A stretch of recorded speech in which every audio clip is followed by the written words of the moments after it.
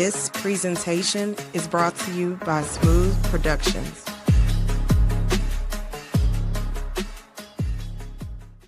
It is another wonderful Wednesday night sports delight because this is ladies' night.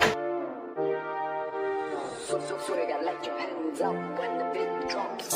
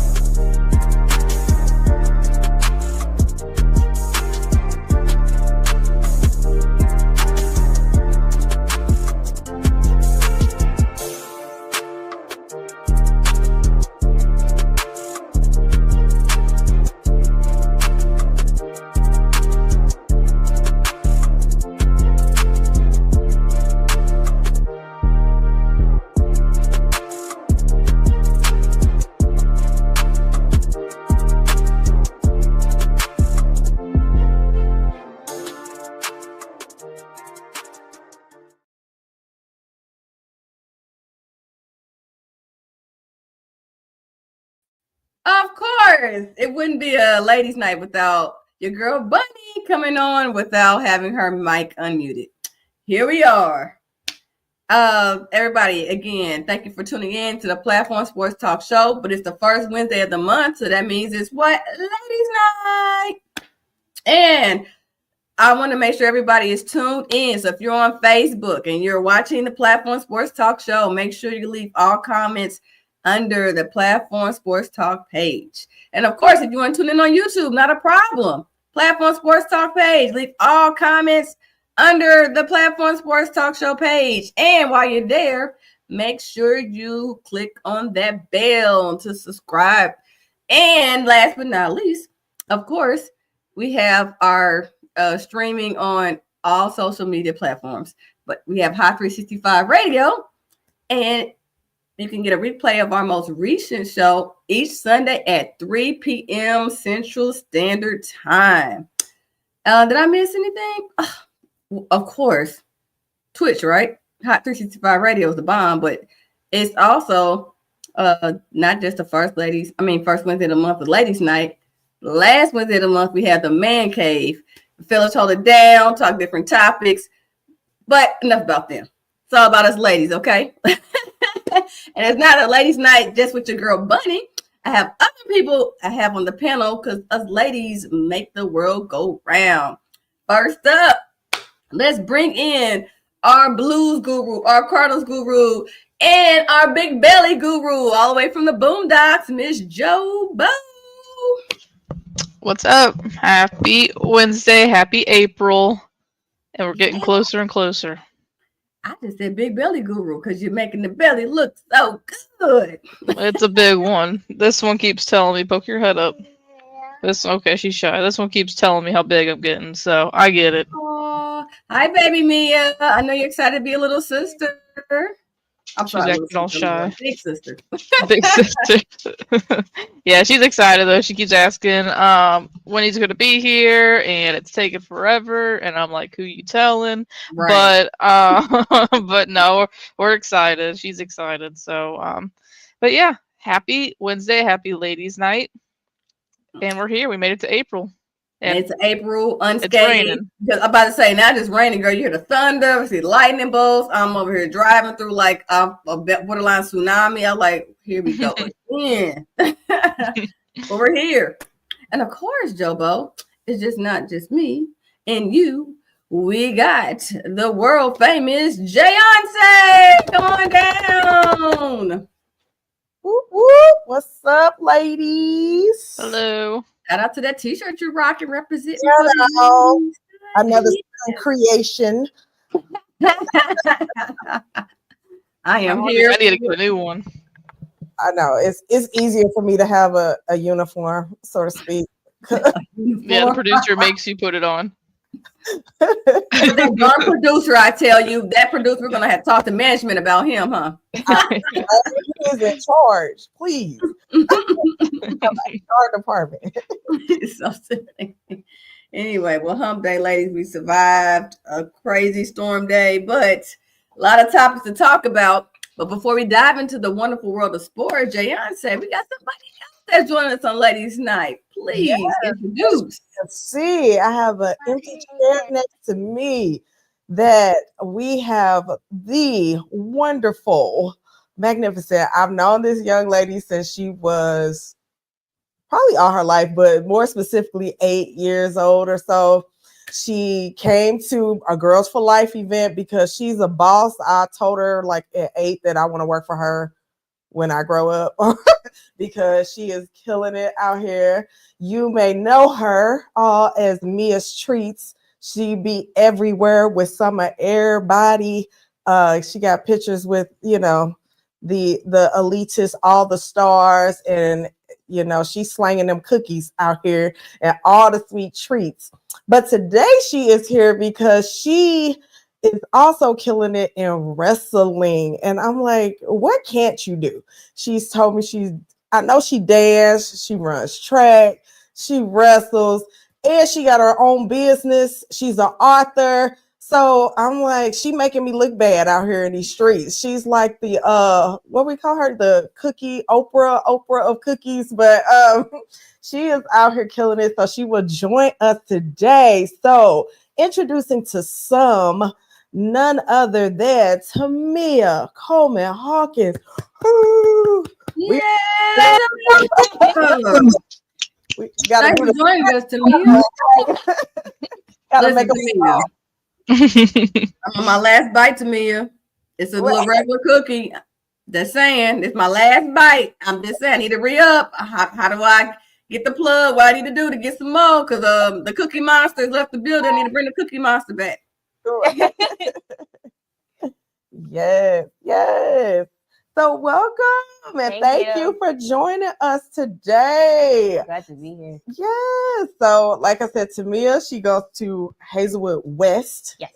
She's a senior, but she started wrestling as her junior year. Just a random thought to start wrestling, right?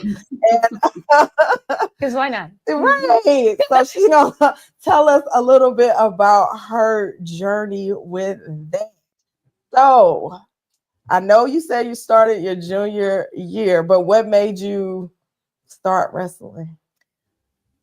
So my friend's little sister actually started wrestling my sophomore year, her freshman year, and she ended up qualifying and placing at state that first year. And so I didn't even know we had a wrestling team. So when I heard about that, and I was like, oh. Also, not only do we have a boys wrestling team, we have a girls wrestling team. Oh, that's cool. You know what? Period. And so my junior year, I don't do a fall sport. And so winter season came around and I was looking for a sport to do. And I was like, let's try wrestling. Okay. My friend, her name's Lexington Johnson. She's amazing. But watching her, I was like, I mean, if she can do it, why can't I? I love it. I love it. So I started wrestling. I joined the wrestling team. I don't know. She been inside because she joined the wrestling team, but I also read your first match. Yeah, my first tournament. Her first tournament, she won second place. So I don't even know how you just stumble across wrestling. And not only do you stumble into it, that you kill it and excel in it. So she being modest, but we're going to get more into it. But so, yeah, shout out to you. Thank you, Lexington, your friend, right? Yep. Because that's what it's all about. That's the whole point, like, of Girls for Life. Like, if you can see it, you can do it. And why not try it, right? I don't know. My knees start hurting every time you say wrestling in my other parts of my body. But I'm glad you did not feel that way. Yeah. So junior year, I started wrestling. That was that first tournament was actually the Rookie Wonder Woman tournament. So it was all first year wrestlers. Missouri girls wrestle girls. I get that question a lot. Like, do you wrestle boys too? No. Okay. I wrestle them in practice, but not like in actual competition. Okay. But yeah. So play second place at that Rookie Wonder Woman tournament. Season. I started in 155 actually, like weight class. Okay. So, like the weight class is like kind of like boxing, but I started the season at 155. I'm not gonna lie. Okay, so they do have different weight classes for the wrestling. Okay. Yeah. All right. 155, not gonna lie, kind of kicked my butt. Mm-hmm. But I learned a lot from 155. And so like halfway through the season, my coach asked me, he was like, how do you feel about going down to 145? And I was like, okay. Right. Because something that he kind of found out like as the season went on, I'm not really like, I'm pretty go with the flow. Like if you ask me to do something or if you like ask how I feel about something, I'll be like, okay. Okay. Right. Sure. So I made that weight cut from 155 pounds to 145 pounds, which was an interesting experience to say the least.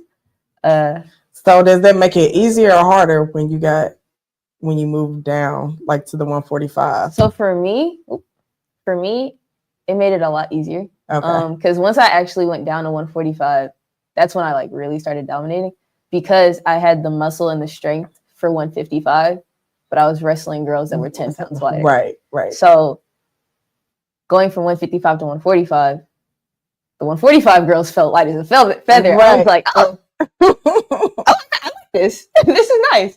So 145, that's when like I really started like getting traction in my season and started doing like really well. He ended up making me captain. Nice. So I became the first ever girls wrestling captain for West, which was fun. Nice. Okay, is this your coach? Yeah, that's my coach. H2. Right. Right. When I quick glanced at your coach, I thought that was like Nolan Arenado, the baseball player for the Cardinals. Am I tripping, Jobo? Like when you first glanced, didn't it look like Nolan Arenado? No, I don't see it. Oh, I'm crazy. Fine. My apologies to me. Continue, sweetie. Coach might appreciate that. But I mean, also, okay, so again, first tournament, second place, and then I just heard another. You see how she casually dropped that she was the first ever girls wrestling captain for Hazelwood West. Like, of course, and this is why I need to work for her. So yes, this is part of my application process. So yeah, end of the season, junior year, ended up qualifying for state. State it was a really fun experience. I'm not gonna lie. That the ride there, we took the vans, so like into like a bus or something because it wasn't any of us. It was a pretty small group, so we went. Where did you have to go? Columbia. Okay. Yep. So the state tournament is in Mizzou Arena. So we went there. Our first stop was actually Mizzou, because they do state in classes. Mm-hmm. So class 1 and 2 boys and class 1 girls were the 2 days before my state tournament were. Mm-hmm. And then my state tournament was class 3 and 4 boys and class 2 girls. So we went and watched their championship matches, which was interesting. We got to like go down on the floor where all the mats were and like get a tour of everything, see the tunnel, which was like really cool because I was like, I've only seen this in like TV. Like, this is cool. And so we got that tour and then we watched the championship matches. Went and got dinner. I couldn't really eat for real because I had to make weight. But you know, how do you balance that? You gotta make weight while you making cookies and cookie cakes and brownies. You can't taste your own product. I guess is that how it works? I don't know. I made it work. I don't know. There's a lot of sweat A lot of sweat. Because a lot of my weight that I lost was like water weight. So I was doing a lot of sweating. That's always like my biggest like question about, because I would watch at I went to Hancock and I would watch the wrestlers, and they're just like literally like you would see in the movies, just like taping their sleeves and their whatever their ankles or whatever, and putting trash bags over them, and they're just sweating their butts off, and I'm like, what? That has to be miserable to like you're like, oh well, you're 155. Let's just drop 145. Okay, like that's easy to do. Oh, you're still young though, so. But yeah, so that is like actually a weight cutting tactic. So like a lot of the boys, especially because I'm sure some of them might be watching right now. So I'm not gonna name any names, but they'll be like, a lot of them will sometimes be like overweight, like 2-3 days before a tournament or a quad or something, and so like they'll pull their socks like up over their sweatpants, tape the sweatpants, tape their sleeves, and then have like multiple hoodies on, hood up, drink straw, tie the string. And that was actually something that I had to do too. I would have like two pairs of hoodies on and then like tie the hood. But like all of that, it keeps the heat circulating inside the clothing so it doesn't like actually escape. So it makes it even hotter as practice goes on. And so that's where like all the sweat comes. So I need to put on my 2 hoodies because I need to lose some weight. So y'all see me outside looking crazy. I'm Well, just also wrestling. Well, we also can help you with the summer heat we have here. A couple more months, honey. You're gonna be sweating easily just stepping outside. So, So is it easier to lose it or to gain it? Because I mean, I feel like maybe for a girl though in high school it'd probably be harder to gain 10 pounds. No, because you can't just eat crap though, right? I mean, you got to eat like protein and stuff. any calories? You want to build up calories to help gain the weight? So really, I did a lot of carb cutting. So like breads, pastas, cookies, stuff like that. Cookies, yeah, like baked goods, breads, pastas, like all my favorite things. Couldn't eat those. I replaced my noodle substitute was rice. Eggs were really good for like diet, and then like really replacing like some of like those carbs with like protein, and then like kind of cutting down on like portions. Not particularly starving myself, though we do make that joke in the wrestling community. Not starving myself because I do have to have the energy to actually wrestle, but like keeping it to where it's regulated. But for me personally, it's not hard for me to go like from 145 and then boop, like float right back up to 155, because like us wrestlers, we have like a natural walk around weight. My walk around weight is like around like 150 to 155, but we like cut weight to get to the weight class that we want to be in. Because not everybody is good at every weight class. Like there's certain weight classes that certain people are best at, and like mine is 145. Our other captain, one of our boys captains, his weight class this past season was 126. I think he's talking about going up a weight class though, so we're gonna see how that bulk goes. But yeah. 126. Oh man. I know, right? Those were the days. It's making me sad. No. I got one more question about the food portion of this talk, because that's what I'm really interested in, is the food. Okay. After your matches, like when you don't have to worry about cutting or gaining, what's your go-to meal afterwards? Like what's something you gotta have after it?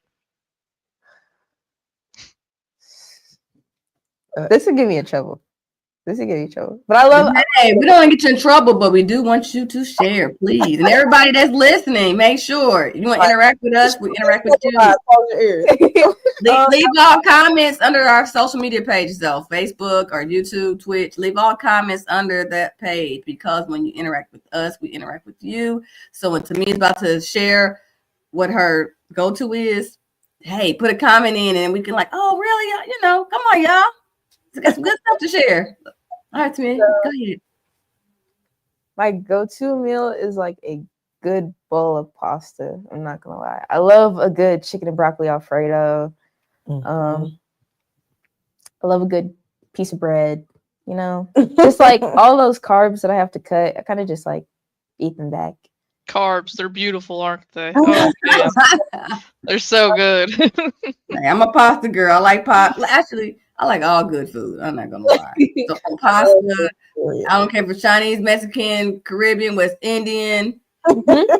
Okay, Indian food. Listen, as long as it's good, I'm there. Okay. So we actually, once we weigh in, so we weigh in before we start wrestling, and once we weigh in and make weight, that's when we can really start eating. So we'll do like all like the cutting of the food, water, all that. So we're usually pretty like thirsty and hungry, and a lot of our tournaments and stuff were like on Saturdays, so we'd be weighing in at like 7:00 in the morning. And so first thing our coaches told us to do once we weighed in and made weight, go eat. Okay. Right. Say less. But like, do you like eat a big old thing of pasta though once you do that, because you Right don't want to be all after sluggish, you know? Right after weigh-ins, I'll probably have like a sandwich or some like tuna or something like that. Something light, but like something that'll get me like semi-full. Because I don't want to be sluggish, but I also don't want to be like drained. So it's like, it's that balance right after weigh-ins or right before you wrestle. But once you finish wrestling, after the tournament or after the quad's over, it's time to pig out. It's go time. Right. And you know, when I'm eating the pasta, I'd be like, you know what? At this moment, I'm not gonna worry about it. I made weight today. That's all that matters. Right. It's just, I'll just have to wear a couple extra layers of practice, you know? No big deal. No big deal. And I always made weight. So, you know. Nice. Again, be happy you're young, because it ain't always that easy, okay? You see Jamie over here, her workout videos at like 5:00 in the morning. Right. And my stuff still just stay right there. At least you're trying. So at least you're trying. I gotta do something, because I know my eating is gonna be bad. So I gotta at least move around. Oh, what was I gonna ask you? So when you walk onto the wrestling team, and I know like I just know you, so I don't consider you like a super aggressive person. But in my mind, because I'm not, a wrestler, like it's a little bit of, right? They got to come with that. Like I can only fight if I'm mad. Like I just can't just be walking around beating up people. So like, how do you, and not that you have to like fight, but like, how do you get that aggression for wrestling? And I think it's harder for me to separate, because I'm like, oh, this is my sweet little Mia. Like she's not wrestling anybody. So is it just you're hangry and then you like go wrestle better, or what do you pull from when you are in your matches? I don't know. So last year, it'd be my first year. I didn't really fully understand like the level of aggression it took to wrestle. But like those first couple matches, I figured it out. I was like, oh, okay. So this how it's gotta be done. Right. So we're gonna do. So I am very nice. So I didn't want to hurt anybody. I still don't. The hurting people isn't the goal. Right. But there's like a certain amount of there's a certain amount of pain that you have to inflict in a wrestling match to get in the position that you want to be in. So like it was just like I had to find that switch to like flip on and off. So like it's actually funny because a lot of my opponents I'm friends with. Like we follow each other on Instagram, talk to each other in between matches. Like we're like best buds. And when I go, like when we step on the mat, like we'll be chatted up before the match, and then once we step on the mat, it's just like I don't know you. Right. So it's just like a mindset shift that has to be done. I don't know. And as time went on, I actually started finding it fun. Like, because I grew up around a lot of guys, and so like the roughhousing and all that, it's in me. It's there. It's just like using it for a competitive purpose, and I'm very competitive. So, you know, yeah. Okay. So let me ask you this: since you said you're friends with some of your competitors, you just have to turn and switch on and off. Do you have certain music or the genre you listen to get you in aggression mode, and then something that help you bring it back down once you get off the mat? So I do have a lock-in playlist. It's got a lot of like Kendrick Lamar, Kanye West, like hip hop type, Meek Mill, you know. So it's like hip hop is like my lock-in music, and then after the match, it's kind of just like I just kind of let myself chill, like mellow out, come down from the high of like actually wrestling. Yeah. Nice. With wrestling, do you actually watch like WWE? So you're not a fan of? That's the real wrestling right there. Yeah. Just kidding. I think somebody asked me if I would ever actually do WWE, and I was like, no. Really? No. Why not? I would so go to college and wrestle. I'd wrestle like national world championship. Like I'd do that. Like the actual like on the mat wrestling that I do. But WWE is something completely different. It's like a totally different type of wrestling, and it's just not for me. Okay. Like I draw the line where I'm at. But yeah, WWE isn't really my thing. I don't really watch it. Like I'll watch a wrestling match and like be like, oh, and then I see WWE and I'm like, yeah, it doesn't pull your heartstrings. Yeah, it doesn't push the same button. Gotcha. Okay, that's good to know. I used to watch like wrestling, but now it's like I watch it to try and be intelligent enough to have a conversation on this show, on this platform. But other than that, nice. What else? I know besides wrestling though, she has a track meet on Saturday because she clearly doesn't have enough to do. So oh really? Nothing to do. So let me just add track to my resume on top of the wrestling, the cookie business, all that. Okay. Track was actually my original sport. Okay. So I was gonna ask if you had any other sport before wrestling, because it is like you never hear someone say they just junior year, oh, I want to wrestle now. You know, like that's different. So yeah, I was wondering, but you're a sicko that likes to run. That's I don't like that. I don't like that. If I'm running, something's chasing me. Okay, that's it. I do short distance stuff. So like I'm a 100, 200, maybe a 400 here and there type of girl. And I jump too. So I do the track and field part. Have you ever like face planted doing that? No. Not that I remember. No? Oh my god. That would be my biggest fear, is falling right on my face. So my senior night was last week, and it was at Hazelwood Central. Whoop whoop. And while I was in line to jump. So they had two runways, one going this way, one going that way. And so the boys were on this side and the girls were on this side. And so while I'm in line, I'm right next to the sand pit. So I just see all the boys land. And there's one guy who ran and jumped. Instead of landing on his feet, he somehow jumped and kicked his feet so far forward, he landed like this in the sand. No. And so we're all just like, how do you accomplish that? Like, so I'm trying not to laugh. Internally, I'm laughing. I'm trying not to laugh outwardly though, because that's kind of embarrassing.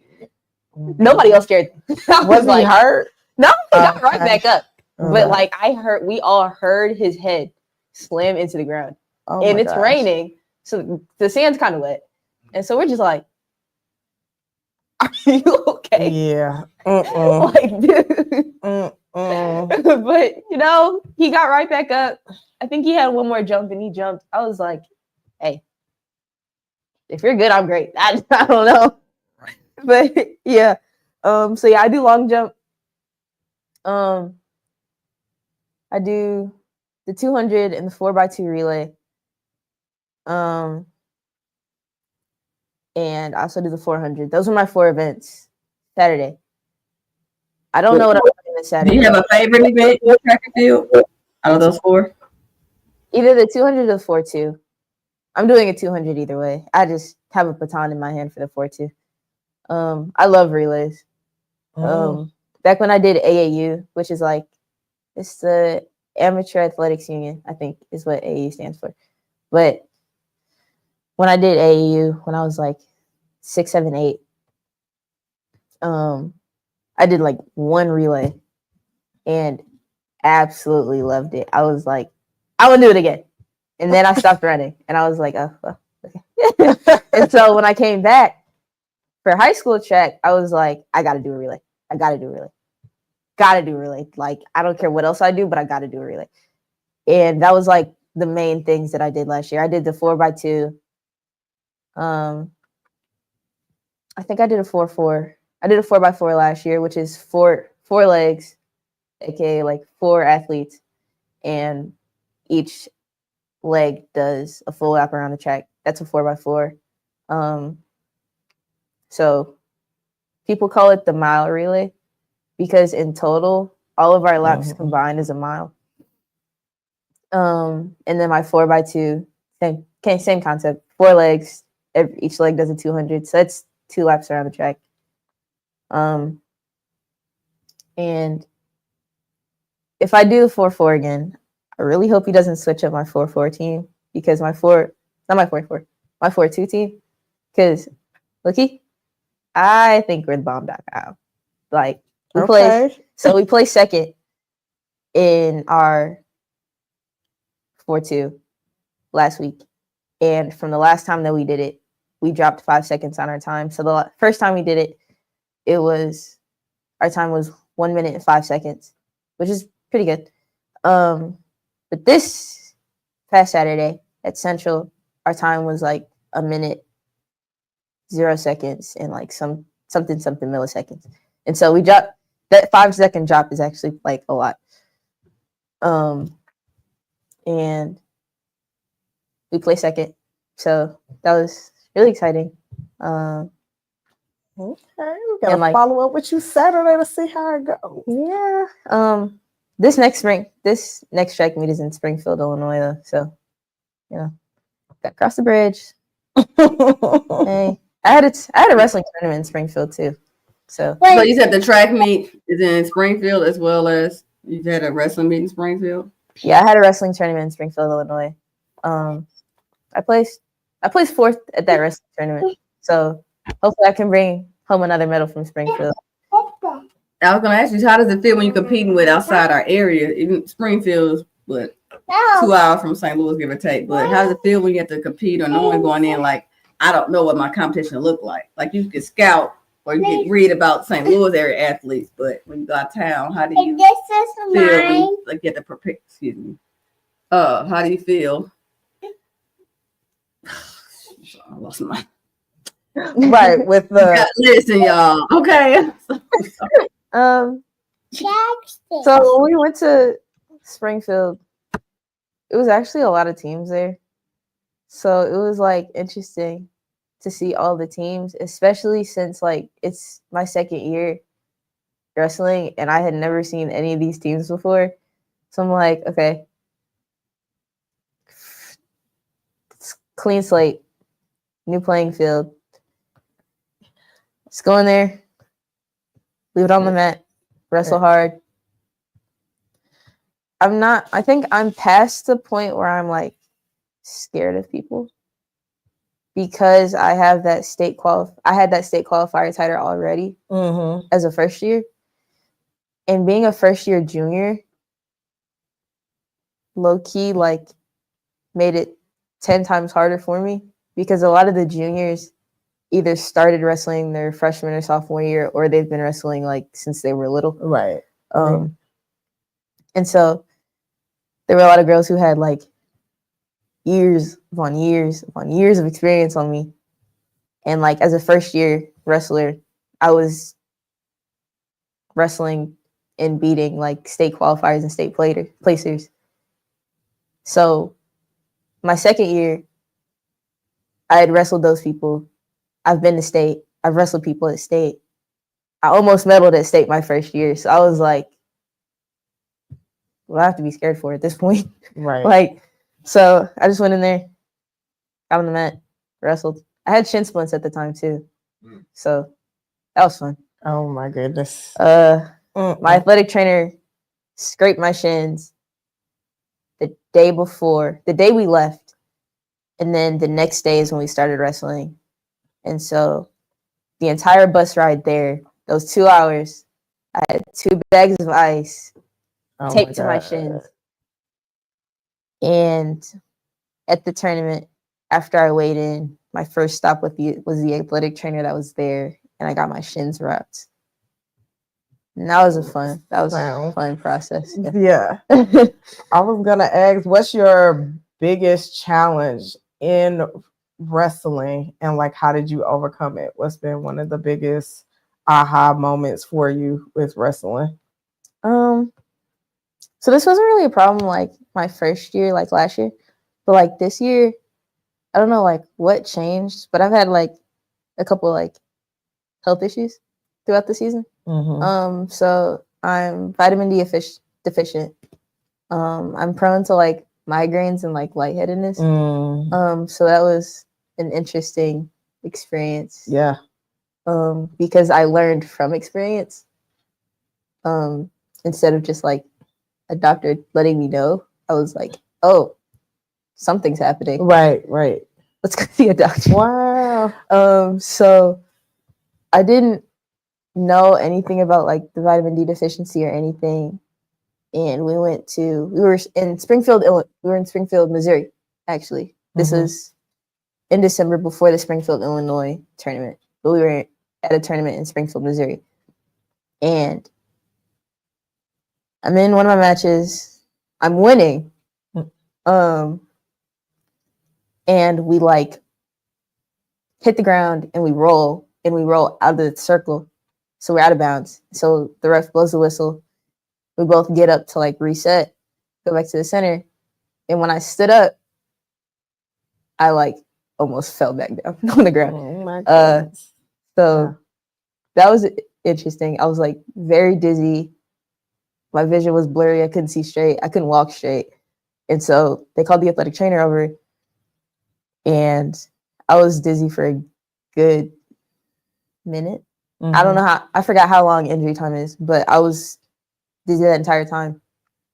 And because I couldn't like recover from that dizzy spell fast enough, they just called the match and she got the win. I was so upset. You more but I was like, that, really? I was so upset. I was like, dude. And as soon as I walked off the mat, I felt better. So I was like, I could have finished wrestling, but they called the match. And I was like, but you know, it is what it is. The coach that was in my corner had actually never been in my corner before. So that was his first experience coaching me in a match. So he like, I think I kind of scarred him. I'm not gonna lie. Yes, that would freak me out slightly. So like every time in practice, he would watch me wrestle, and anytime I would get a little woozy, because like it happens with like intense physical exertion. That's when like the dizzy spells kind of like get triggered. He would look at me, he'd be like, "Are you okay?" And I'm like, "Yeah, okay." And so like it was also another thing like throughout the season was like learning my own limits. Right. Because I'm the type of person I'll push myself till I can't anymore. Like I will roll until the wheels fall off, literally. And so learning my own limits, how far I can go, what I can do. and like working within those was interesting. Yeah.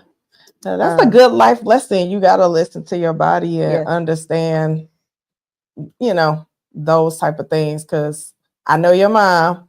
So, yeah. And I'm like a mama. I'm a TT. And I would have been like, call the match. So yeah. So after that match that they called, I think a couple days later, I scheduled an appointment with my doctor. I got blood drawn. I hate needles.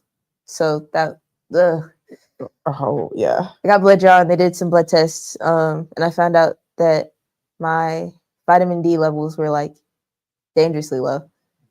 My iron levels were pretty low, but they didn't officially say I was anemic. Mm-hmm. But I have symptoms of anemia. Right. So like, I don't know. And yeah, and then the headaches and stuff. So they told me to take vitamin D every day for a certain amount of months. I think it was like 8 weeks. And then after that, take like multivitamins with iron in it. That was my official prescription. After those 8 weeks, I continued taking the vitamin D because I stopped. There was after the 8 weeks, I did stop. And then like the instability of like the dizziness and the headaches started coming back. So I'm like, okay, let me just keep taking them. So that was like December of 2024. It's April 2025 and I still take them. So I take iron. I have like iron gummies and my vitamin D pills that I take every night. I have like an alarm too, because I will forget. Right. I will forget. But so I have an alarm that goes off every day, same time every day. And I take it. I don't take it at the same time, but the alarm goes off at the same time. Right. So it's like my daily reminder. Like, hey, don't forget. I need to do this. Yeah. So, yeah. Nice. One other thing I was going to ask you too about wrestling, because I guess stereotypically, it's not a lot of people that look like you, or it hasn't been, quote unquote, the norm. I know it's changing now. Now I feel like I see more and more young Black girls into wrestling. So I just wanted to know from your perspective, do you see that, like, are you noticing that same trend, or what are your thoughts about how to maybe continue to popularize it? I definitely do see a lot more girls of color this year than I did last year. Like there were girls that looked like me last year, but it definitely wasn't as many. Like it's a lot more this year, and I love to see it. But like also girls wrestling wasn't as popular. Right. Like this wrestling season, girls wrestling accomplished a lot of things. It was officially recognized by the NCAA as like an official sport. Okay. So they do have like college level wrestling for girls under the NCAA. It's still something that colleges are starting it's something that they're still adopting. So it's not as easy to come by as like a boys wrestling team. Right. But like there are a lot of teams that have like club wrestling for girls or like D3, D2. So it's like definitely becoming more popular. And also girls wrestling was recognized as one of like the fastest growing high school sports of this season. So that was exciting to see. My coach, H1, they're actually brothers, H1 and H2. H1 is the older one. Okay. He's the boys head coach, and then H2 is our coach. I think either it was one of them. I can't remember which one exactly, but they posted in our team group chat that picture, and I was like, "Hey, I love to see that. Like, that's cool. Like, Right. I'm a part of a sport that's like growing that fast and becoming that popular. Yes. That wasn't like that popular a couple years ago. One of our assistant coaches is a female. She wrestled in college. But she wrestled, I think she said she wrestled club because they didn't have like an official team for girls wrestling. So like it's things like that. Like, and when she was wrestling, it was literally like only a couple states had it. Right. So like just thinking like this is how it was so many years ago. And then now it's everywhere and in college. And there are colleges that have like official wrestling, girls wrestling teams. And it's the fastest growing high school sport and all these things. And I'm just like, yes. That's also to be a part of. Yes. Yes. So, yeah. Trailblazer for real, for real. I do want to ask this to Mia. So, you got wrestling, you got track. Anything else piqued your interest, but you decided not to pursue? Or you did pursue and then you're like, it's not for me?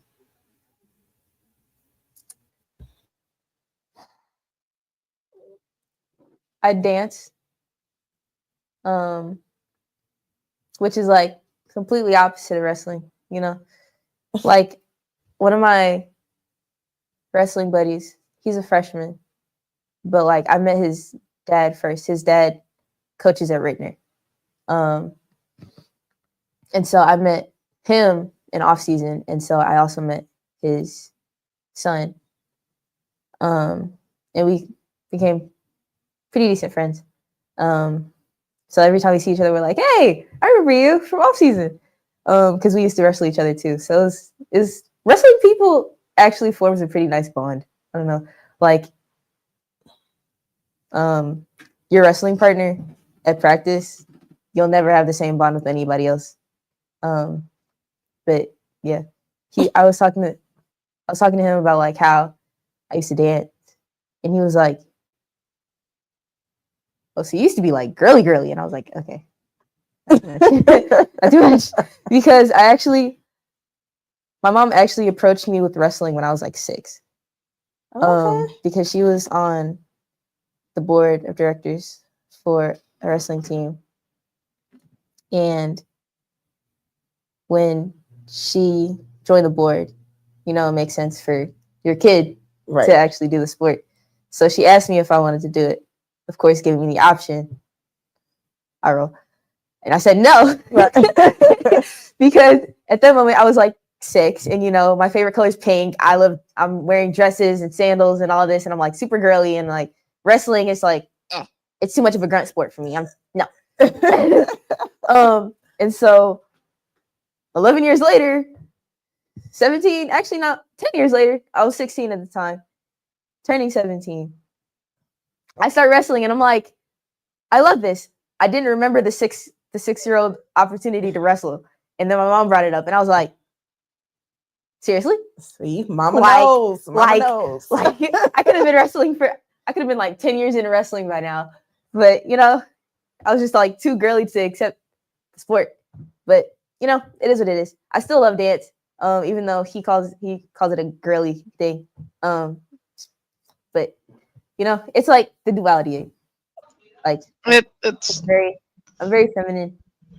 Like I also love to wrestle. Yeah. I was gonna say it's cool that your mom didn't like force you though, you know, like at a young age gave you a decision. You know, it was your decision to make. So I'm hoping I could be like that because my daughter, she's playing t-ball right now, but I hope she really likes softball, you know, but if she doesn't, then I'm not, you know, I don't want to be mad at her for it because I loved it and she doesn't. She's very girly right now, so maybe she'll turn into, you know, to where she's super girly. She does gymnastics, and then eventually, yeah. I used to do gymnastics when I was little. I completely forgot about that. I used to do gymnastics. I used to dance. I did t-ball. I also did softball. I did soccer, and I did track. I did. So what didn't you do? Period. I've never done hockey. I do like swimming. Okay, so hockey and swimming. Got it. Mm-hmm. Yeah, hockey. Yeah. I do enjoy ice skating, but I've never like played hockey before. I don't know. I don't know if like I'd want to ice skate with the stick. I would probably figure skate before I did hockey. I'm not gonna lie. Because I do have a friend I have a figure skating friend, and like figure skating looks so fun. And it reminds me of like dancing on ice. Right. So, you know. Okay, I can see that. All I know is if it was more hours in the day, you'd have drove your parents crazy. They'd be like, how many more activities can she get into? It's not that many hours of the day. That point, I hit that point a couple years ago, before wrestling was added to the mix. Yeah. I've never played basketball. Really? That should have been default right there. My cousin plays basketball. Sophomore. He plays basketball. And his dad, my uncle, he spent years trying to get me to play basketball, and I was never interested. Like, I'll sit there and watch. Like, I'll sit there and watch a basketball game. Like, my boyfriend plays basketball. So like I'll sit there and watch and like cheer on from the sidelines, like, yay. Don't know a thing about basketball. Don't know how to play. I can decently shoot, but like that's about it. Wow, wow, I wasn't expecting that one. Okay. All right. So there's a couple sports that I've never played. There are a couple sports that I'm not really interested in. I've also never played lacrosse. My wrestling partner actually plays lacrosse, so that's interesting. What about archery? Is that considered a sport? I actually love bow and arrows. Oh gosh. I would tell you that. There was a specific PE class at my school that I wanted to take so bad, but they never gave it to me. And one of their units is archery. And I was like, but I was in a PE class that was next to them. And so because I had been I was in personal fitness. And so I had taken that class before. And so since I was taking that class again, because you can take it as many times as you want, but since I was taking it for a second time, and I said something about how I wanted to be in PEC, which is where they do archery. I said something about how I wanted to be in that class so bad, but they never gave it to me, and I wanted to do archery. There was one class period where they let me leave personal fitness and go into PEC with them and do archery. And that was like my first time ever holding a bow and arrow. I grew up watching Avatar, so I knew how to hold it. TV teaches me a lot of things. It taught me how to use chopsticks, how to hold a bow and arrow, all things. Hilarious. And so I am holding a bow and arrow for the first time. And like my first couple of times shooting it, I get a bullseye. And the teacher is like, have you done this before? And I'm like, no. No, but I watched Avatar. Right. Tell them Avatar trains you very well. Okay. I'm gonna take my break. Archery is definitely something I would get into for fun. I don't know if I would do it competitively, but I would definitely do it like as a hobby. I don't even think I knew what archery was at 18 or 17, let alone like open to doing it. I'm scared of axe throwing right now. Like I've done it, but I was a little suspect. Like, oh my gosh. So. I did it for a birthday party once. It was actually really fun. Yeah. Oh, really? But yeah, I enjoyed that. Of course you get a bullseye, and yeah, that's crazy.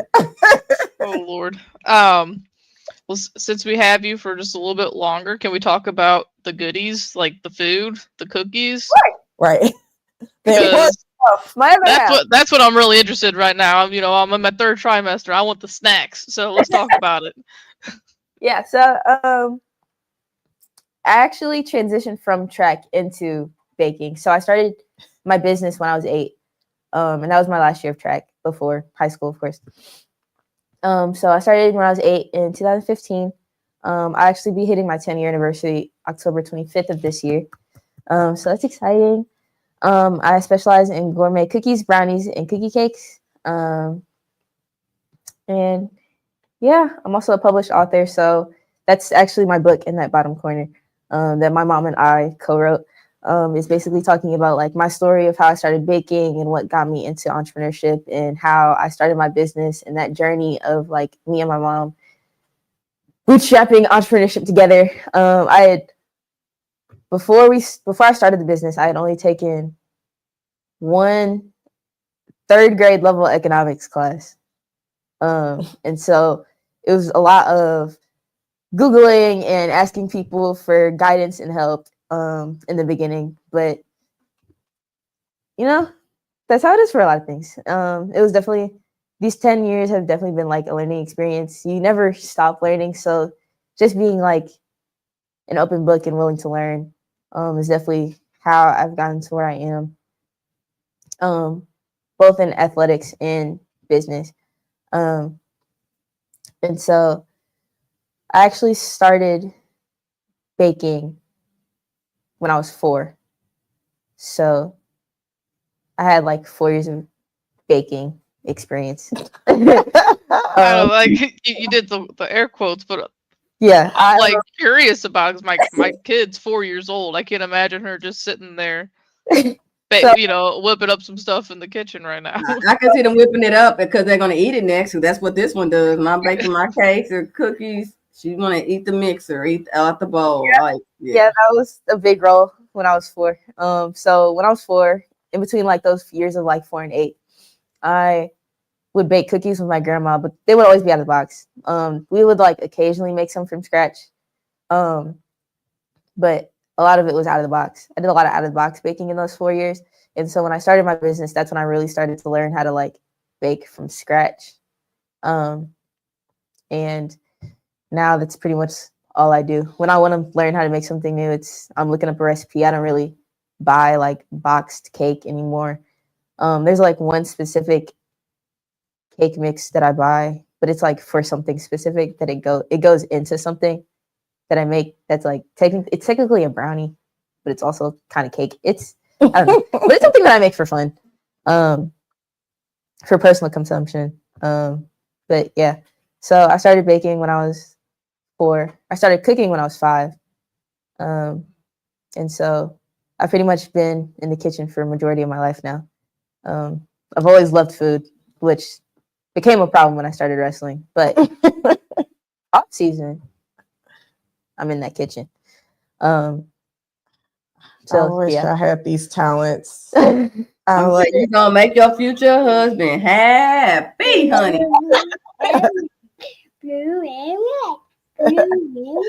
Yes. Yeah. Everybody knows her for the cookies. They come by. You gotta be camera ready because you get in the photos. Yeah.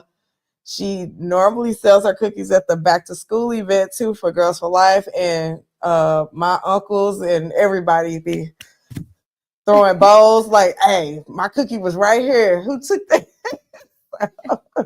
I've seen a lot of fights and arguments start over my cookies. I'm like, guys, I can make some more. like I've seen married couples argue over my cookies. I'm like, wait, no. You know your stuff is good. If you got people ready to bang and swing for your cookies, you know they good, girl. Mm-hmm. Yes. Yeah. So I've always loved baking. I've always loved cooking. I'm actually going to college for it. So I start culinary school in the fall, which is going to be a very new and exciting chapter in my life. I'm double majoring in bakery and baking and pastry and culinary arts. So I'll be doing the baking aspect of it that I do for my business, and then also like the cooking that I love to do on the side. So yeah. So what does that look like in the future? We gonna go to a restaurant? That's what I'm saying. The food truck, pop-up shop, what? Actually, I'm like actively, the goal is a food truck in the next year or so. Not solid on the timeline yet because we've had a lot going on, like outside of the business and school and stuff. So we do want to get a food truck. We're raising money for it. There's a donation tab on my website if anybody's interested in sowing into that seed. Yes. Share the website. What is it? How can anybody reach you and follow your story about purchasing your book, all of that? How can we reach you? So the cookies, the book, the food truck donation, all of that is at www.miastreatsdelight.com. So my business name and then .com. Yep. So that's everything's there. I actually built my website by myself, which was. What can't she do? I don't know. Instead of Jack of all trades, Jacqueline of all trades. Okay. I know, right? So just saying. yeah, I had a coding mentor that I took a lot of classes with before I built my website, and then so him knowing about my business and everything, that was one of our projects that we did together. He sat with me and like helped me with like piece by piece and like helped me build my website. So that was something that was definitely a COVID project, but it was fun. See, the good things that came. So yeah, shout out Mr. Jared, Kylie.io. That's the company I took all my coding classes under. Me and him still like this to this day. That's big bro. So, you know, but yeah, so all my information, everything's on my website. And yeah. Any other shout outs you want to give? Well, shout out to Dr. April. Dr. April Warren Grice, big dog. She's my business mentor. Okay. So she really, like in the first couple years after I met her, I was still in like the early stages of my business, and I was like very shy. Like stage shy, camera shy, all that, all things.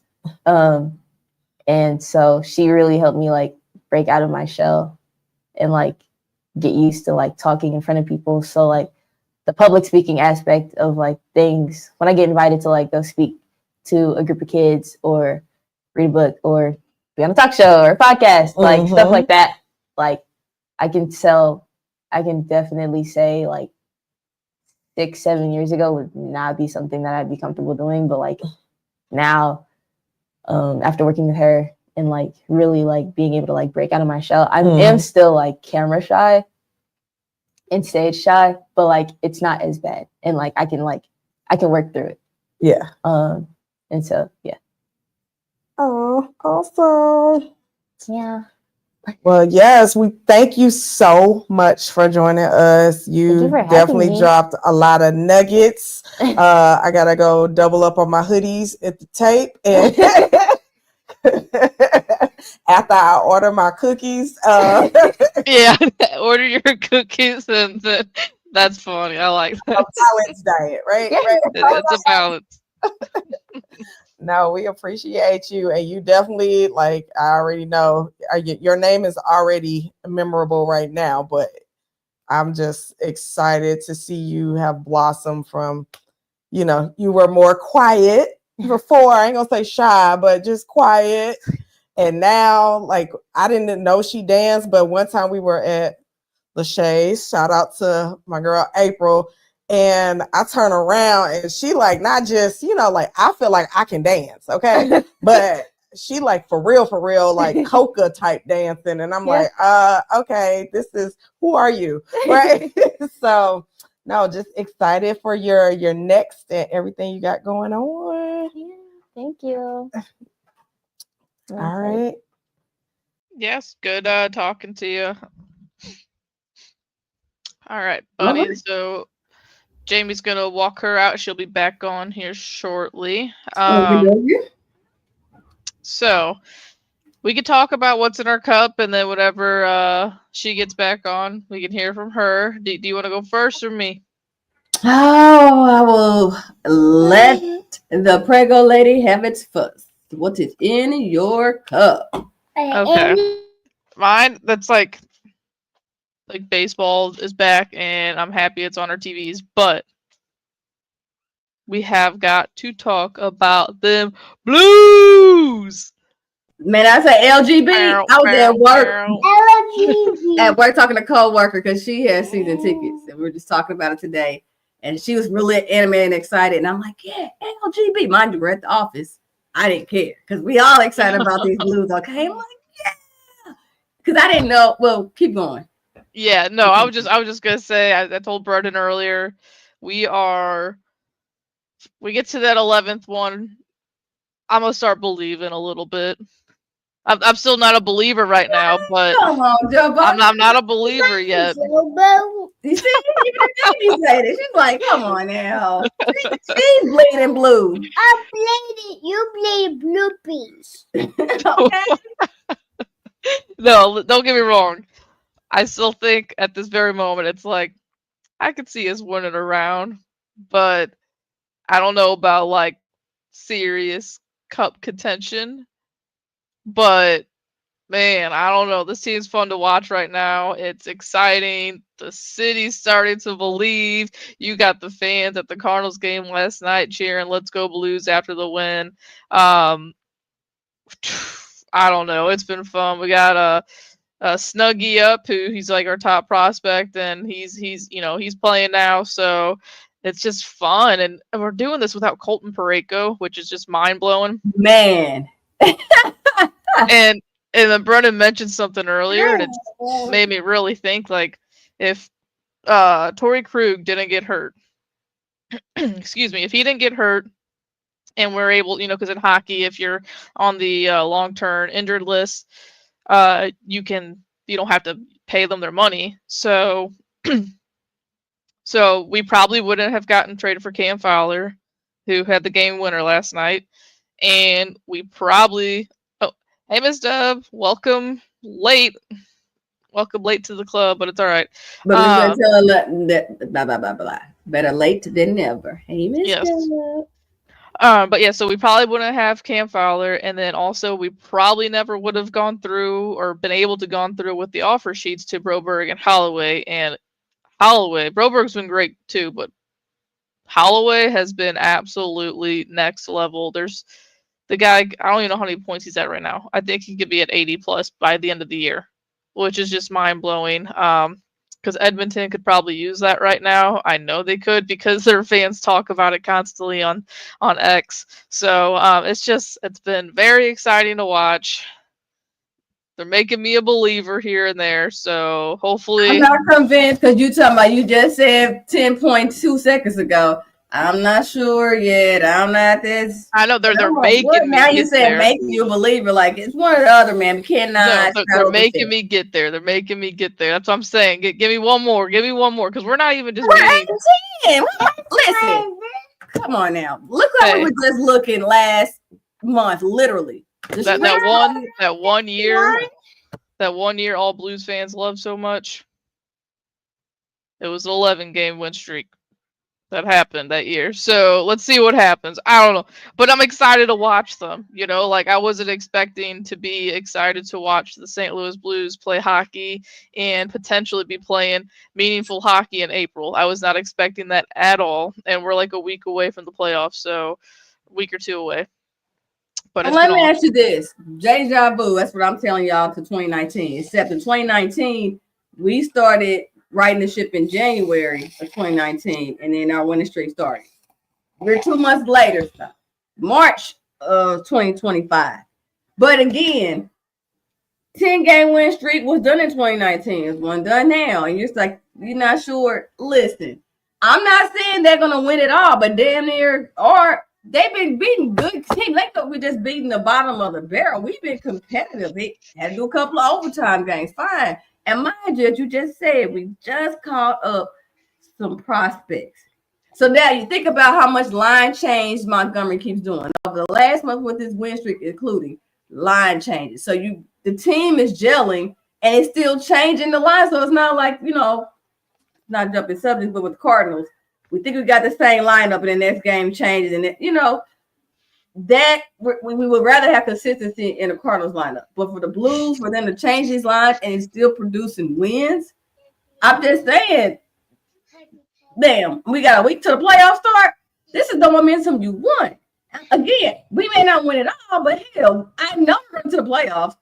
I know we're going to have people mad at us because we're going to keep doing stuff they weren't expecting. They're going to scout us, but think about prior to the last month, if you scout us from 2 months ago to now, come on now, you're going to look at the tape. We're not playing the same. So that's going to be a little challenge. It's like, okay, how do we play them? They used to play this way, but now with this line here, wait a minute, how do we get the defense like Jobo? I just think the 2019 team, and it's silly to say because that is just a 2019 was just a Cinderella story. Okay, baby. But that team was so stacked. 2019, with ROR and Petro, Tarasenko, Schwartzy, Parayko, was a young stud. spinner was on an absolute heater. It was just everything went perfect that year. So good. It's gonna be exciting to watch, and they're making me excited. I love watching the Blues right now. It's fun. Let's go Blues. Yeah, but yeah, I'm excited for tomorrow. Penguins always play us hard, so we'll see what happens. But that's what's in my cup. The Blues is making the city excited for just hockey again right now, and that's awesome. All right, all right. Jan, so you still want time to catch your breath, or you ready to tell us what's in your cup? Oh, sure. I'm trying to think of something that's in my cup. Okay, that's all right. I'll let you keep catching your breath, and I can say what's in my cup. It's a couple of things. As much as we're happy about the Blues, Cardinal baseball is here. I want to talk about the NBA. Yo, a couple of days ago, or a couple of nights ago, NBA had one world breaking record, another one close. Shout out to Steph Curry, 12 3-pointers. Oh my gosh, y'all. And then shout out to Jokic, 60 point, was it 60 point triple double? I think that's right. And the same night, y'all. Unfortunately, Joker was on the losing side. Steph Curry was on the winning side. But that's in my cup because I'm like, NBA. We're talking about Blues playoffs coming. We're getting ready for hockey, right? Yes, but the NBA is they parallel with their playoffs basically. I'm excited to see the playing games and bring on these NBA playoffs, baby. That is in my cup, though. Let's do this, okay? I don't know who's the play. I think I have an idea who the playing teams will be, but just not sure yet. Once the play-in games are over and the 8 seeds, who's going to play. I know we're going to talk about this on the future shows about who we're going to pick for the NBA playoffs, conference winners, and NBA champs, but that's in my cup, y'all. The NBA is lit right now and about to come into playoff with some good matchups. So buckle up as well, honey, okay? Yes. All right, Jamie. Now you can tell what's in your cup, honey. Of course, I'm a Steph. I was like, yes. What's in my cup? I'm gonna talk about the Cardinals, I guess. Oh, okay, Jamie. Okay, all right. A little bit because I was feeling away because this has been like my first year not going to opening day because I got a new job and just life be life, and I was like, okay. And the weather was bad this year, so I felt like if I had to miss one, this was the one to miss. But they giving me a little bit of like a spark of hope. I know it's early, but I'll take my little spark right now, and be excited for them while I can until hopefully they don't mess it up. But I'll take my bit of excitement right now for them. I was actually watching the game last night a little bit with the producer. So I was like, okay, this is exciting, more so for me because I'm not, unless I'm there in person, I'm not really a watch baseball on TV type of person. So the fact that it kept my attention was good. So shouts out to the Cardinals. Yeah, and like I told Stanton on the show for opening day or on our chat on opening day, there's no expectations for this team this year, I mean, maybe they'll end up being like what the Blues are doing right now. No one's expected them to, go on a streak like this and, possibly make the playoffs. Like, but I don't know. It's exciting to watch right now. I'm just excited baseball's back. I think that's been underneath my name for the last month of shows now, just because I'm just so excited for baseball. And but no, I mean we've already been to a game this year. Going to the Astros one in a week or so. Going to a Mets one later this month, I think, as well, or next month. So just excited, and we do have some young, exciting players on the team that are fun to watch. Like Herrera, the guy had 3 homers today. First Cardinals catcher in history to do that. Mason Wynn, he started off slow, got 2 hits today. Maybe that's the start of something for him. Victor Scott's looked awesome. Jordan Walker's hitting ropes all over the place. So I don't know. It's just anything can happen. I mean, the Braves are 0-7 to start the year. What's up with that? I picked that yesterday. What the heck is going 0-6, on with them? 0-7. I don't know. I got more on them later, so I'll save that. But it's April 2nd. Everyone's on their second series of the year. Everyone's gonna have crazy takes. They're freaking out because their team hasn't won yet, or they only won a game or two. And then you got teams that are playing better than they should be, like the Angels and the White Sox. So it's just fun. Isn't that who the Cardinals play this coming weekend? The Red Sox? Yeah, we go to Boston. We're off tomorrow, and then we go to Boston for their home opener. So that'll be exciting too, because I mean they got a young, exciting team. Christian Campbell, he just signed an extension with them. They signed Alex Bregman. They just signed an extension to Garrett Crochet. They got a really fun team. So Fenway's going to be rocking this weekend, and I'm hoping that Nato has a really good weekend because he has great numbers there. And I can see him being kind of angry that the Red Sox didn't want to trade for him this offseason. So maybe that sparks a little something this weekend.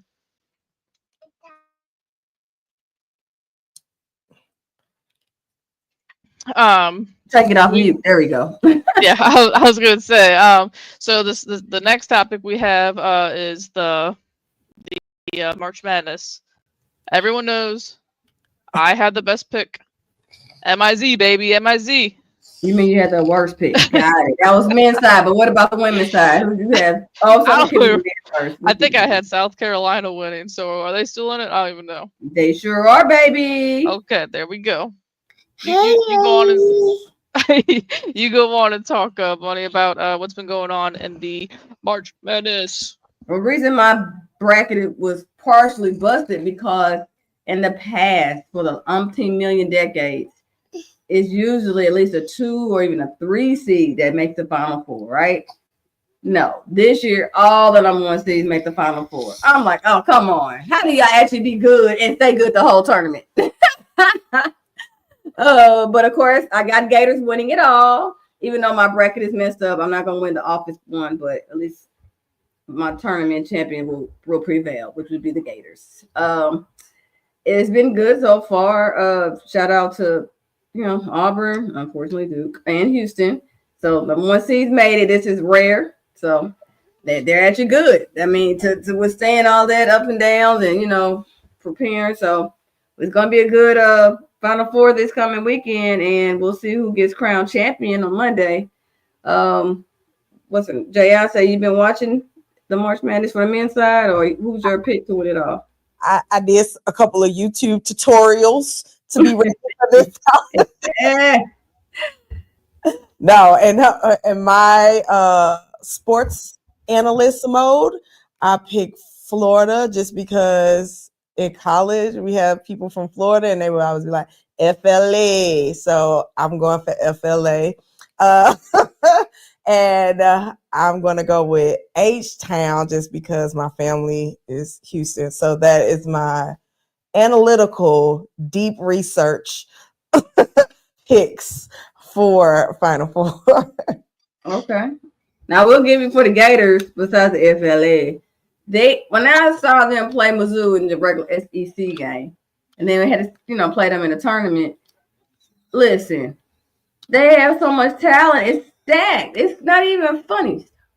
When I say stacked, you have reserves, and usually sometimes the scoring or the style of play may drop off some. It's just they are all pedal. They do not release the break. They are just steadily going, just steadily on like them dudes. Yeah. Now, granted, of course, be like, well, Duke is good too. Yeah, they're good. Duke got the tall dude. What's his name? About to say Cooper. That's not his name. I forgot the dude star player. He's good too. The Cooper Flag. Thank you. He's good. I just not a Duke fan like that, but I mean, I give you credit where it's due. But still, if they came to the championship between the Gators and the Blue Devils, I could see the Gators prevailing because they just steadily keep it coming. Boy, them boys don't stop with the God dang it. It's like, and especially time they have 2 games, their offense is crazy. Like They going scoring runs, just can't miss shot after shot. Like, what are y'all doing? Yeah, they are. and honestly, think about it. Auburn and Florida in the same conference, so they've seen each other, their style of play. We'll see. That's all I'll say. But I think the Gators are going to win. So sorry, Jamie, your Houston family is going to be a little sad. I'm okay with that. I'm all right. All right. And you said on the women's side, you have South Carolina. Joe Bo has South Carolina. I had South Carolina stuff. So I think our win should prevail with the women's side with those South Carolina Gamecocks. Shout out to the ladies and my girl Dawn Staley squad. Real quickly, did y'all know who Juju Watkins is from USC? Yes. Know the name, and she's the one that pulled a Fred, right? She what? Pulled a Fred. Sorry, Fred. I've been picking on you, man. God. I'm sorry. I'm sorry. I don't even know why I'm picking on you. Right. Yeah, that's cool. That's funny though. Oh, yeah. So because she got injured, they did win the game that she got injured in, but afterwards, because they were highly favorable to win it all, at least go to the Final Four. But that injury, I could see it made a difference, so they weren't able to win the previous game. But hopefully she prevails, and she's still going to probably win the College Player of the Year too. I mean, she's bad. Is she like a senior, or is this her last year or no? Juju is sophomore. Yeah. Yeah. I just saw her because she was sitting next to what's his name, Jaden Daniels at the game, and then you saw that video. His mama came in between them. Mama said, break this up. But which don't make any sense because Juju, nobody said anything bad about her, and she got her own money, so she ain't gonna use your son for anything. She held her own down, making bank. Okay, so I don't know if that was just online chatter just because, or no, they know each other prior to that game. It's not like they're strangers. Yeah. I don't know. I just thought it was funny. Mama I did too, because you saw the before clip and you saw when Mama came back and it's like, separate you two, separate corners.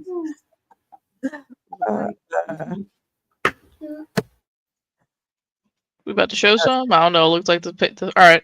I was going to say before we do that though, I gotta shout out to my meal, my mother-in-law, because if I picked anybody but South Carolina, I might be disowned. So that's her team. So I got it on record. I am with the family. Okay. There you go. Cover all bases. You gotta clip that one, Smooth. All right. So last month I didn't get to stay on for the new segments that Jamie came up with. So I'm excited about it. And the first one is Fouled Out. Yes. So I'll go first just because I already mentioned the Braves. They're the team I'm going to rag on or whatever right now. I think at last I saw they're winning right now 2-0, but they're playing the Dodgers and the Dodgers are 7-0 and they're kind of good. So they might come back and win that game, but they haven't won a game yet. It's only 2 series in, but and they've started the year against the Padres and the Dodgers, who are both the only 2 teams in baseball who are undefeated. But then also, I mean, they lost Ronaldo Lopez to shoulder injury, so he'll be out for a month or so. And then also, Jurickson Profar busted for PEDs, going to be out 80 games at least. If they make the playoffs, won't be able to play in the playoffs. It's like weird and suspicious because he's kind of had like just a mid career. He had a really good year last year after playing with Tatis Jr., by the way, who was also busted for PEDs a couple of years ago. And now he's busted for it. He just had a career year last year. So the dude got paid by the Braves. And then I'm also curious, I wonder if the Braves knew about this because they test these guys in the off season and at spring training.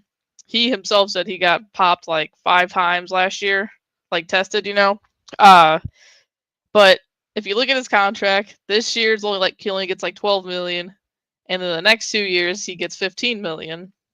So it goes up the next 2 years.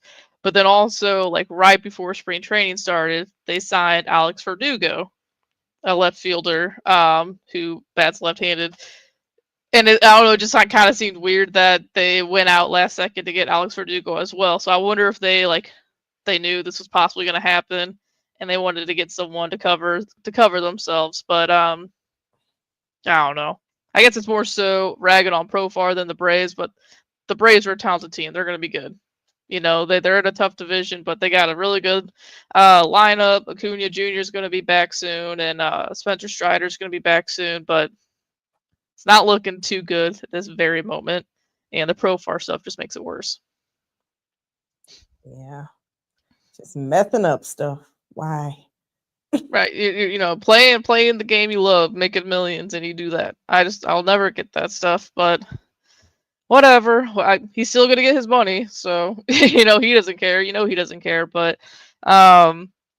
What about you guys? What's your fouled out? I'll go ahead and go. So I've been seeing the clip of what's his name, Coach Zulo, for Northville, the girls basketball team. I don't know what was happening, but anyway, he pulled one of the players' hair, like their ponytail. First of all, you're 81 years old. I'm gonna need you not to even be that passionate about anything that you got to do all that, because you probably about to stroke out or something. Just calm down. They're not stroking out. I'm just saying, sir. I don't know what. I'm not saying that you should be drawing Social Security, but you had this man day. I'm just saying, you 81. Go sit down somewhere. I don't want to be 81 having to be that mad at nobody to pull their ponytail. That's just my preference. But anyway, since you're there, sir, stop it. And so they, fired him. And we saw the other young lady, the other team member, kind of being like, no, don't do that. Why is she telling your grown tail in a leadership position, things that are common sense? So it just annoys me that he was, like that he even did that. But then to have people say, I think they were like, I guess the reason he did it is because she didn't shake the other team's hand or something, or that's the internet rumors. But whatever the reason was, it's too much. So, dude. Yeah, I've seen that, and felt my blood boiling. Ooh, if I seen a coach do that to Mia, hell no. Nope. I was like, were her parents at this game? Because I would have been down there so fast. What age were those young ladies? Age range? I think it's high school. So yeah, I think it's high school. Yeah. Yeah, I just it's not that serious. It's not that serious. Like, I understand, in the heat of the moment, this and that, but it is not that serious where you need to lay your hands on a player, whether it's a guy on a girl on a guy on a guy, whatever. Like, it should never happen. It just, I don't get it. I don't like it. But yeah, if I was there in the stands and I was a parent, shoot, even if I was someone else's parent, because I get pretty defensive if I see someone picking on a kid that shouldn't be picked on. Right. I feel like I would have done something even then. But yeah, it's just, thankfully it was on video. I almost said on tape. Like, what year is it? It's 25. But thankfully someone had it on their iPhone, so that the world could see that this guy's a tool. Right. Yeah. That's what I'm like. He probably has done that before, and like part of his nature. So that's just another thing that annoys me. But yeah, that's true. What about you, Bunny? I didn't find anything that stuck out to me that fouled out, but y'all do let me know, what am I missing? What else happened that I missed that somebody fouled out?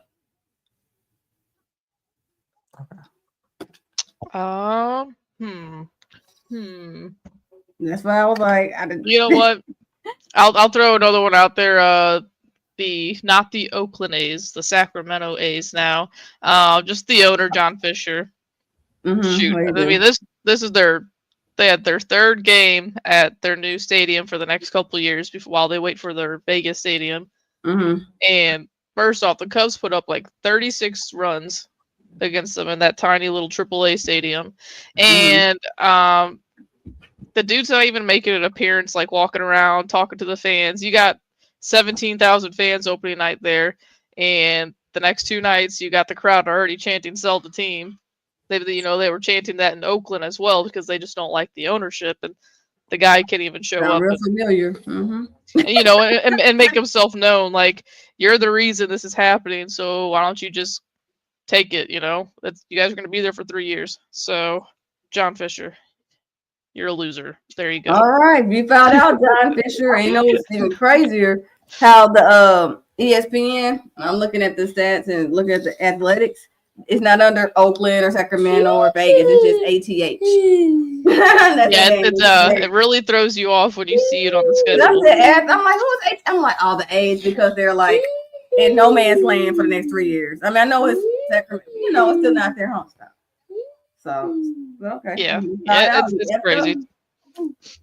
I guess him and Bill DeWitt been having conversations with each other, huh? No, don't get me wrong. I don't like DeWitt, but we can't compare him to that guy. You can't compare him to that guy. That guy is brutal. Doesn't ever extend anyone. Doesn't sign anyone. The farm's awesome. Has all these guys come up and then trades them with years of control, and they sit people or send them back down to AAA because of their opinion or because of what they wear. It's bad. DeWitt's not that bad. Like, grass is greener on our side when it comes to that. Maybe not that much greener, but it's greener. Gotcha. All right, she got game. Oh wait, I saw a comment, and I gotta say it because it's my mama, right? Oh. Yeah. I ain't getting in trouble for none of y'all. All right. No, so I almost brought this up, but it's like, I don't know. It's weird. Okay, so did I write this down somewhere or no? No. Okay, I think I tweeted about it earlier. Torpedo bats. I don't know. This is the new thing you guys have heard of, torpedo bats. I don't even know. Apparently people have been doing this for a year or so now, but it's just getting a lot of traction because the Yankees went off on their opening weekend against the Brewers, and they hit 18 home runs, I think it was, in their first 3 games, and that's never been done before. But yeah, they're torpedo bats. See, they look a little goofy, they look a little funky, and apparently they're legal because people have been doing it before. But wow. I don't know. We'll see. Maybe everyone will start using these. I do think it's a mixture of the bat itself and the fact that if you've seen some of the home runs that were hit out at Yankee Stadium over the weekend, you know what I'm talking about when you say that Yankee Stadium is a joke, and I could probably hit a home run out of there because I'm pretty positive Anthony Volpe hit a pop-up that went over the right field wall. Like, it's bad. So these I don't know, these make it better, I guess.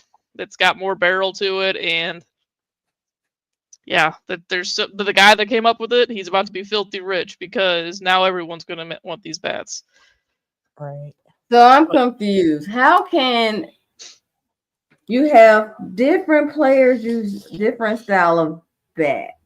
And I was trying to find a parallel. So in basketball, you all are all sharing the same basketball. Fine. Football, everybody's sharing the same ball. Okay.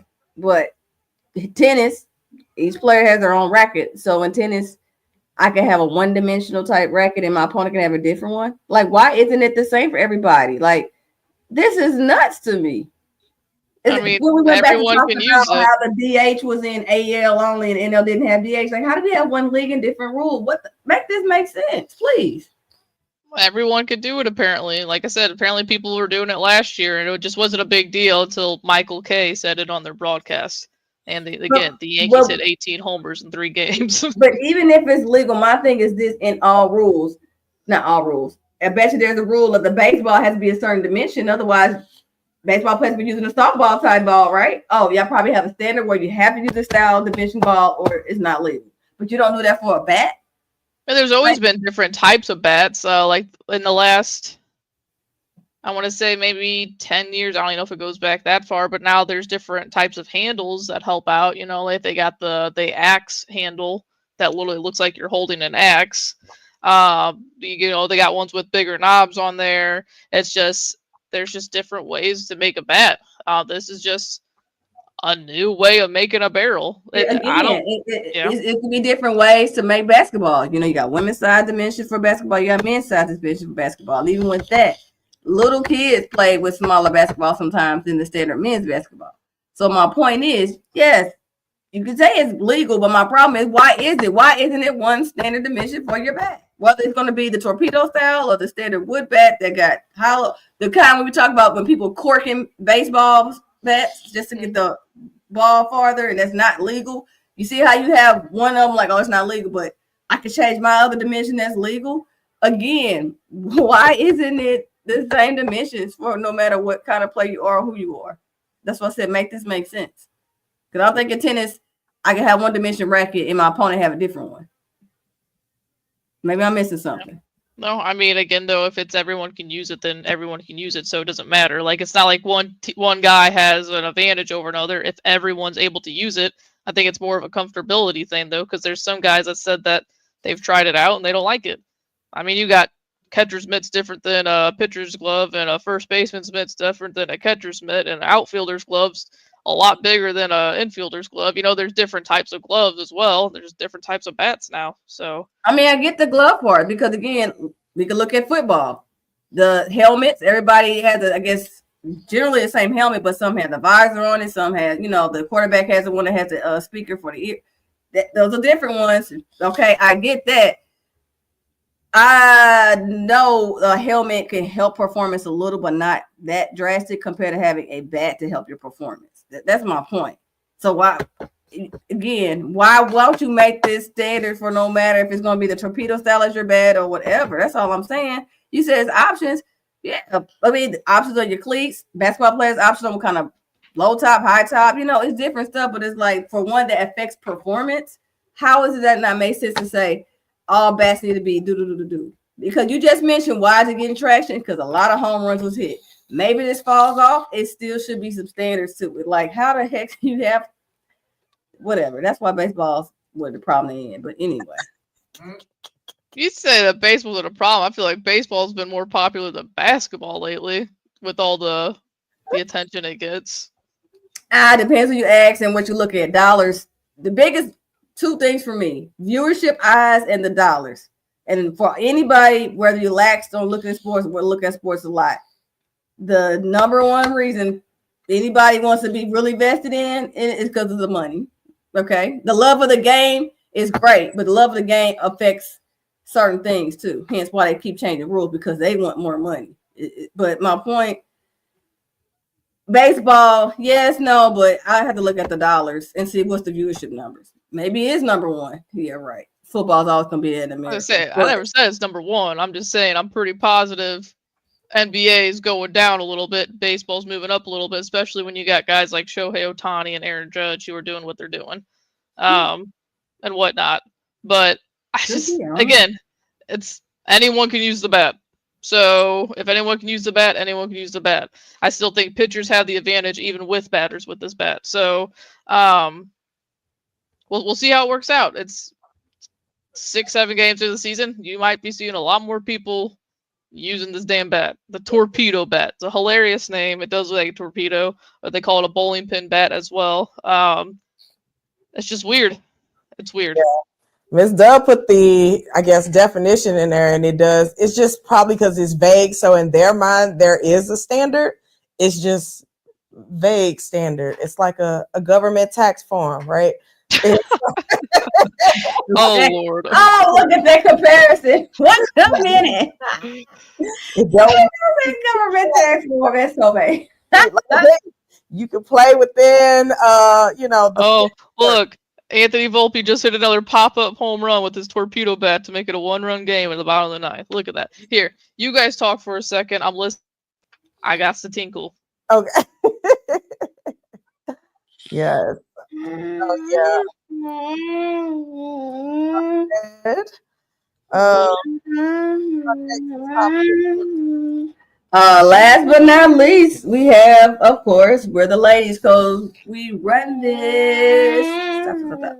We run this, Jamie. What would you change in this major sport? Look, I just gave you my soapbox, so I can tell you what I would change for baseball. Y'all just heard my soapbox. Go ahead. What would you change in what sport if you were the commissioner?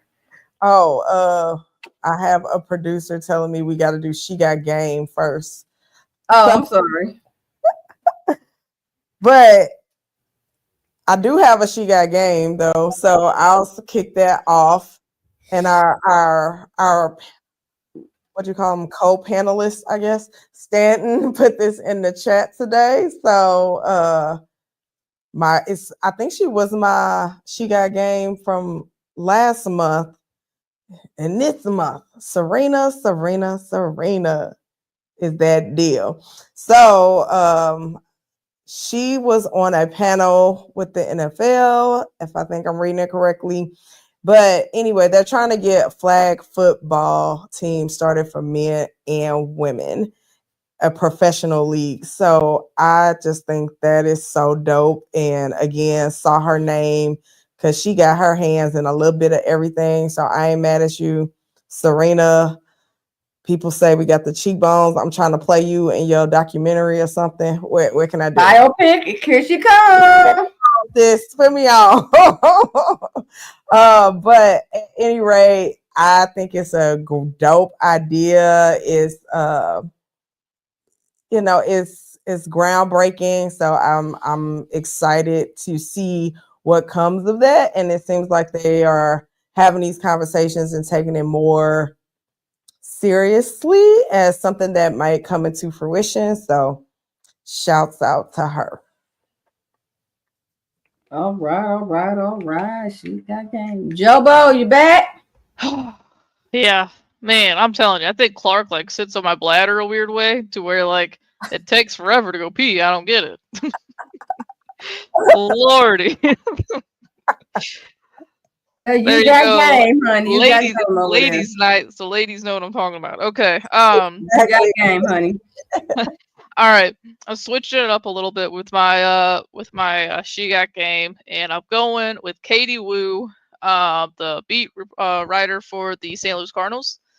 She does the Cardinals coverage on The Athletic, and there's Fair and Foul Territory. That's a show that has like Scott Braun and AJ Przinsky on there, but they've also expanded out to other teams. So there's Cardinal territory on there as well, and she's been holding that down. Sometimes with like Trevor Rosenthal. Right now it's with Bernie Michaelis, but she's awesome. Her coverage on the St. Louis Cardinals is awesome. I love listening to her, and she's been getting some creepy dudes reaching out to her on Twitter lately, and she's been holding her own with that a lot better than I would have been. So, but no, she's if you don't follow her and subscribe to her because she's a fun listen and she knows what she's talking about. Okay. Oh.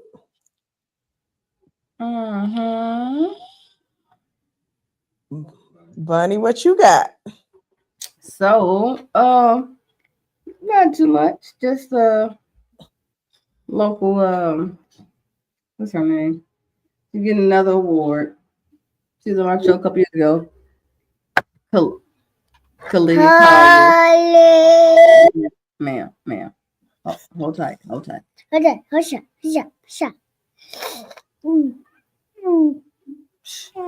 Khalid Collier. She's going to get a recipient of another award here in St. Louis. But I mean, I know how dope she is already. VP of the people for Dallas Mavericks, and she's again just an amazing, wonderful woman. Just from y'all know her story from buying the minor league St. Louis Stars basketball team to now becoming a VP in the Dallas Mavericks organization. So she always got game. I'm just saying she's so dope. And I'm so proud of her. And she's from St. Louis.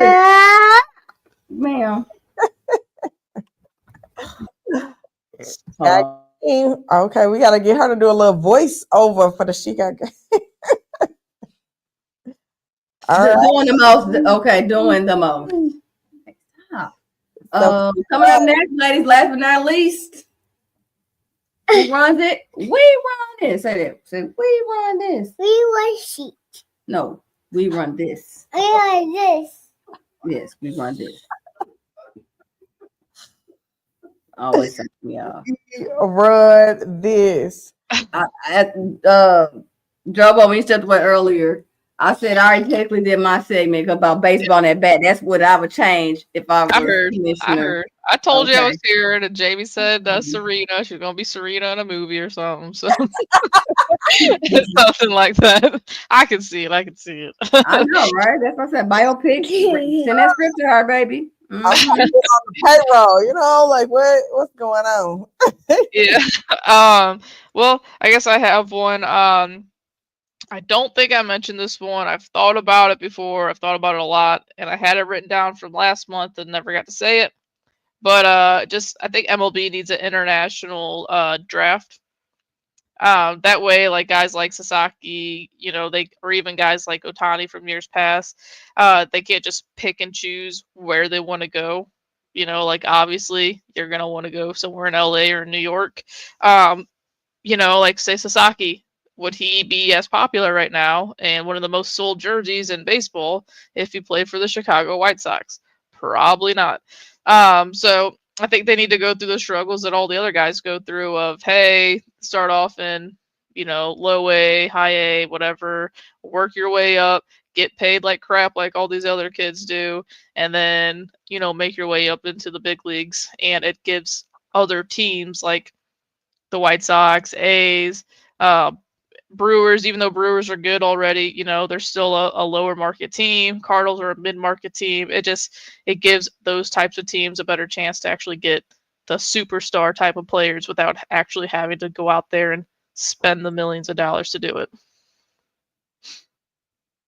Nice. Okay. So fine. Well, I got two. We run this because earlier today I couldn't think of nothing, so I made like a very fairy tale one, and then I have a real one. So my real one is NFL. Bring it on in. You guys need to come in front of the jury. They put out a notice like the no swipe, going like this. 15-yard penalty, saying it's a violent gesture. Like for real, stop it. Like what? I don't get it. It's they taking it too far. Just stop. Like every little thing is being scrutinized, and I don't think if a player goes like this instead of standing over you or whatever, that it should be a 15-yard penalty. That's just damn ridiculous. Is that the only celebration, I guess? Taunt? Is that the only one that gets you a penalty like that, or is there more? I don't. I think there are more, but that was just the one that stood out the most for me because they associated with my only time talking about the Dallas Cowboys, a Cowboys player, CD Lamb or somebody. But I guess he does that all the time, so he specifically got called out for that. I don't know how many other people do the no swipe. I don't know what is so violent of a gesture about a no swipe. Like, who are we offending? Yeah. Someone in the league probably, to add on to that real quick is just like, I know Smoooth saw it earlier and retweeted it. I seen it earlier, but that's the only people that got the money to sniff and do that kind of stuff. They're offended, and it's a violent gesture. I'm like, that is crazy. Yeah, it's like MLB though. Like umpires, they'll get mad if a player sarcastically taps his helmet or his head because of the ABS system that they tried in spring training for the automatic ball and strike zone. So now umpires will just throw you out if you even just try to be funny, which is stupid. So I just think it's the leagues that are just sensitive, like really. ridiculous for real. But my pie in the sky one that's very fairy tale is, as I was watching baseball, for me, it gets a little I don't get that same like excitement. So I thought something that would make it exciting. If the batter hits a home run, they get extra points. Like if they go to all the bases within like 20 seconds or whatever, some amount of time, some way you can earn like an extra point or something if you get a home run, just to make it interesting. So that is my random, totally fictitious one that may not be real, but I would like to see a way to like kind of come back and make it interesting. So I'll say something real quick because I mentioned something not like that, but just being funny to Brendan earlier. Smooth, I'm upset with you that your wife is on here saying points for baseball. oh, Okay, because they're runs. yes. All right, but I was saying just because the Cardinals, the last, not today, but the 2 days before, the 2 games before, they lost in extra innings, and I was like making a joke like, oh, we get a point, right? Because in hockey, if you make it into overtime, you get a point. That would be wild. You know how many points the Dodgers would have by the end of the year? Like, they're already gonna have 100 wins probably, but if you added on like points for extra innings and stuff, that'd be wild. But no, that just made me think of that whenever you mentioned it. Yes. So those are my, if I ruled the world, what I would change. All right, something different, something different. We can be crazy. I'm gonna have to come up with a crazy one here soon. Because I think mine are too serious. Like mine are like legit. It's realistic, but yours is realistic though, so. Yeah, that's true. That's true. Yeah. All right. Well, cool.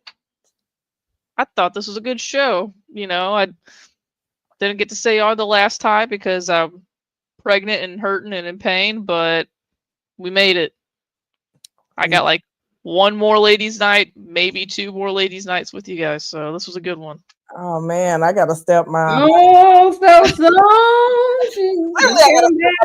game up. Yeah, smooth. Write her down a little notes, okay? That there are runs. That's funny. I know. That's all right, Jamie. You know what though? You talk about baseball twice on this show tonight. I'm falling even more in love. Okay, so there we go. A for effort. Woo! In there, like if he asked me to score or something, I hate it because I gotta have a whole like 30-minute session about how I'm the score to him and what team I'm supposed to say first, and I'm just like, bruh, stop. It's not that serious, but it is.